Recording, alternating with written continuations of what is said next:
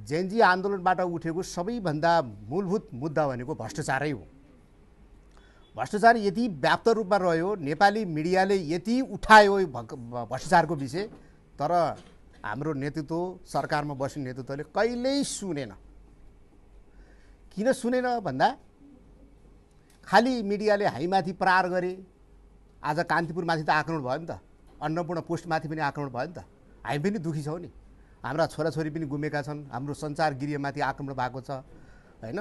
देशका हरेक आमूल परिवर्तनमा चाहिँ केही न केही घटनाहरू घट्छन्, छिटपुट घटनाहरू घट्छन्, तर नेपाली मिडियाले यति भ्रष्टाचारका मुद्दा उठायो, यो नसुनिदिँदाखेरि चाहिँ आज हामीले यो दुर्दशा बिहोर्न पर्यो। भोलिका दिनमा पनि यी दुर्दशा अझै सिला जस्तो मलाई लाग्दैन, किनभने अहिले भर्खरै पनि यहाँ भाइ बहिनीहरू अझै जुरमुराइरहेछन्। उनीहरूको चित्त बुझेकै छैन, वास्तवमा बुझेकै छैन कि है।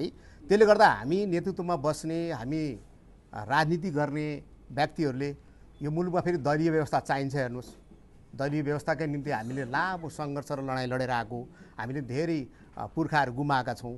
दलीय व्यवस्था भएन भने पनि सुशासन हुँदैन हैन। त्यसले गर्दा दलीय व्यवस्था चाहिन्छ, तर दलीय व्यवस्था हुँदा दलको नेतृत्व गर्ने व्यक्तिहरू चाहिँ आफैमा चाहिने अनुशासित हुन पर्यो।